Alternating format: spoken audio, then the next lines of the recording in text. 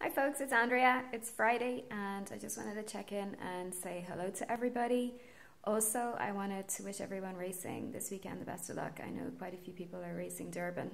It looks like nearly all of South Africa is racing Durban this weekend. And I'm sure there's a lot of people racing here in Ireland too, although for many it's kind of a quiet weekend this weekend because there's a lot of racing. The following weekend, some inspiring races. One of my friends doing Celtman, in Scotland, and that is one mammoth race. If you haven't heard about it, check it out. So it was just really interesting catch up with her yesterday. I suppose this is more of a kind of emotional little chat I just wanted to reach out with. I've worked with athletes since I think 2004. All types of athletes, from professional rowers, Olympic athletes, runners, people that have rowed across the Atlantic in doubles or single-handed, Irish, Gaelic football, hurling, cycling, running, Paralympics, you name it. I can't even remember all of them at this point, but there's something really special about athletes that puts you in a position to inspire other people. And I think it's important for me to remind you of that because our world is in a lot of chaos right now. There's violence. We had an MP murdered in England over yesterday. I can't wrap my head around the level of violence that's going on right now, the judgments, the he said, she said, just everything that's going on. And I think the only way we can create lasting changes in our world is to become a better example of what we want to see in the world. And all of you guys are in a position to do that. More than you realize, there's something that has got you to this level of achievement in sport, and that has been an ability to make sacrifices, to prioritize things, to time manage. There's a mental, emotional aspect of inner strength, an ability to kick the dark demons in your head to the side. And you may not think that you do, but you do. To achieve anything that's more than ordinary takes something a little bit extraordinary in life. And I think sometimes it's important to not isolate yourself in that bubble only of sport, and to reach out and connect and touch off of other people in life that might need that bit of nudge and inspiration. And when you are a successful athlete, and it's not the only thing most of you are successful in, you're successful in your families, balancing things. And you may not feel it, but you're doing a lot better than a lot of people. Juggling work, many of you are running successful businesses.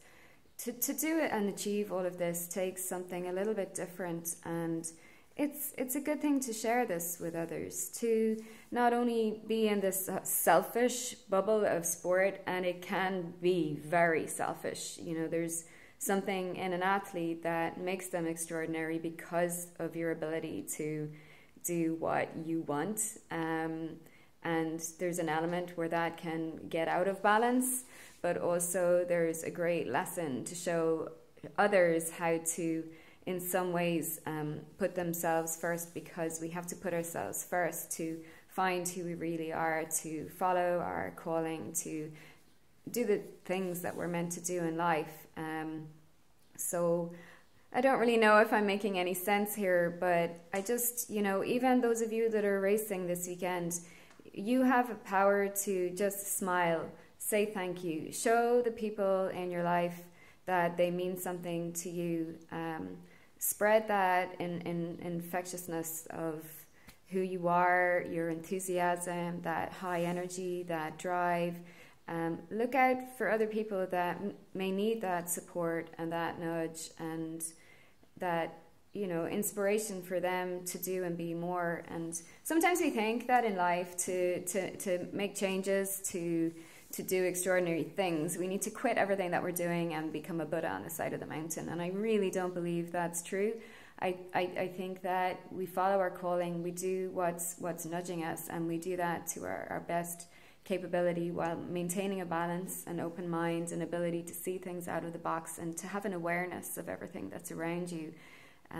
Try not to get too caught up in that there's a lack of time, you're too busy to notice everything that's going on. You know, you're going to get nudges in every day to stop and take a moment where you do something that can change the course for yourself and for other people, and it's important to listen to that. I believe if you don't follow those callings, your energy goes out of whack, you don't feel good, or something kind of is going to pull you back and remind you of where you're actually meant to be in that moment. So don't shut yourself off in that little bubble. Try and avoid the obsessiveness that comes with sport, because it can become a method of controlling everything else when in fact there's actually other things that you're meant to do as well, and it will all come together. The amount of training that you do, it will always come to the fore. So just keep that all in perspective, and be grateful. The fact that you have a fit and healthy body and that you're doing what you're doing is a true wealth. It's a true gift, and it's really important to nurture it and honor it and maintain that whole balance. And in my work and my life, I'm reminded of how lucky I am. I worked with an incredible lady yesterday, and in fact really the biggest thing she needed was reassurance and to talk to somebody. She's been caring for sick parents for the last 7 years and is utterly and absolutely exhausted, and I think it's all about refinding balance in our lives. We shouldn't feel responsible for everybody else. We're on our own journeys too, and it's trying to find that balance within. But anyway, just in the context of all the madness that seems to be going on right now in the world, I just wanted to remind you that in your day, you too can shine a little light that makes a difference for others, even if it's something so small as inspiring other youth athletes to come through with the training and giving them opportunity, teaching them discipline and life skills.